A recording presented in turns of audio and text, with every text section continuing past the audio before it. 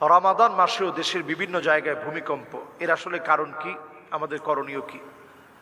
ভূমিকম্প বা জালজালা, হাদিসের মধ্যে আসছে কাসরাতুজ জালাজিল, অধিক হারে কিয়ামতের আগে ভূমিকম্প হবে।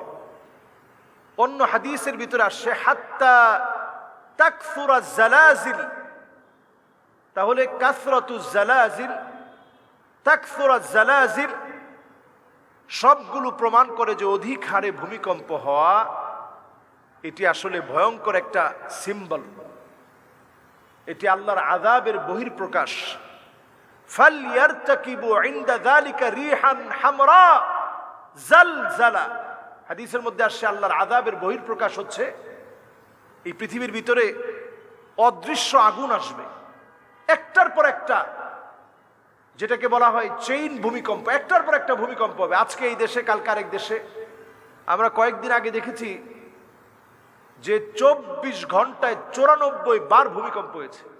আজকে জুমাবার, এই আমরা দোয়া করছিলাম তখনও ভূমিকম্প।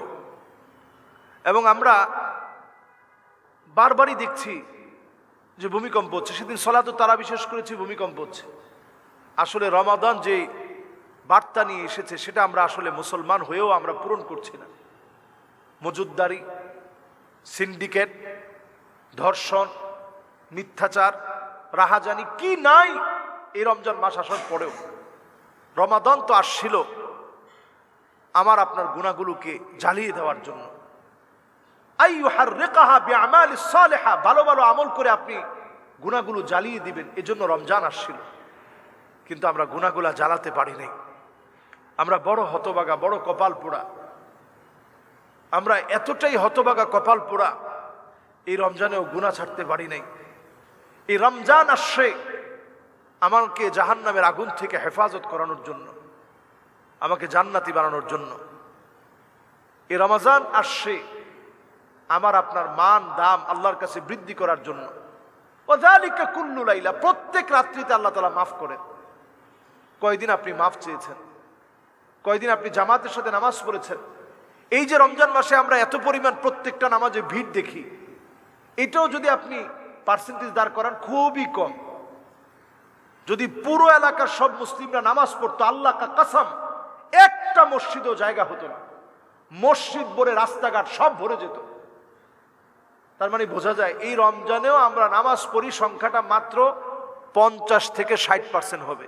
40% এখনো নামাজ পড়ি না। এমনকি কোথাও কোথাও এর চেয়েও বেশি আমরা নামাজ পড়ি না। ধরেন 40% পড়ি, 60% পড়ি না।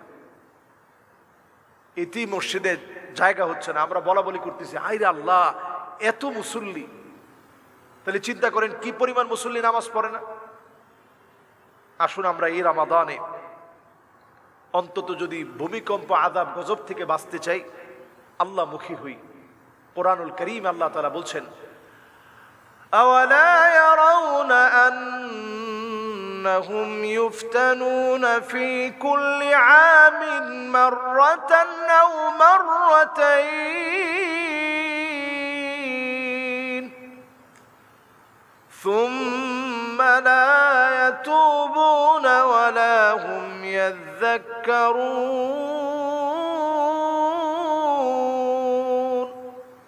প্রত্যেকটা বছর আল্লাহ তাআলা একবার দুইবার আল্লাহ পরীক্ষা দেন। আল্লাহ তাআলা দেখেন কারা ফিরে আসতেছে, কারা তওবা করতেছে, কারা আল্লাহকে ডাকা শুরু করে দিয়েছে। আল্লাহ যখনই দেখেন আল্লাহকে ডাকা শুরু করছেন, আল্লাহ তাআলা আযাবটা উঠায় নেন। এজন্য আমরা এই রমাদানে নিয়ত করে ফেলি, আল্লাহর দিকে ফিরে আসি। ভূমিকম্প এটা ভালো সিম্বল না, ভয়াবহ আযাবের সিম্বল, ভয়াবহ আযাবের সিম্পটম। শরীরে যেমন কাঁপুনি দিয়ে বারবার জ্বর আসলে আপনার পরীক্ষা নিরীক্ষা করাতে হয়, কাশি যেমন 1 মাস থাকলে আপনাকে পরীক্ষা নিরীক্ষা করাতে হয়, পেশাবে লম্বা সময় ইনফেকশন থাকলে যেভাবে আপনাকে পরীক্ষা নিরীক্ষা করতে হয়, বারবার ভূমিকম্প আসলে আপনাকে ভয় পেতে হবে। বড় আযাব আসতেছে। আল্লাহর কাছে আমরা পানাহ চাই। এই মুসলিম দেশের, বাংলাদেশে অধ্যুষিত মুসলিম এই দেশে, মুসলিম অধ্যুষিত এই দেশ বদ্বীপের মতো ছোট্ট একটা দেশ, আল্লাহ তাআলা যেন আমাদেরকে দিন বিজয়ের কাজে আল্লাহ যেন কবুল করেন। আল্লাহ যেন গুনাহ খাতা থেকে বিরত থাকার তৌফিক আমাদেরকে দান করেন। আমিন।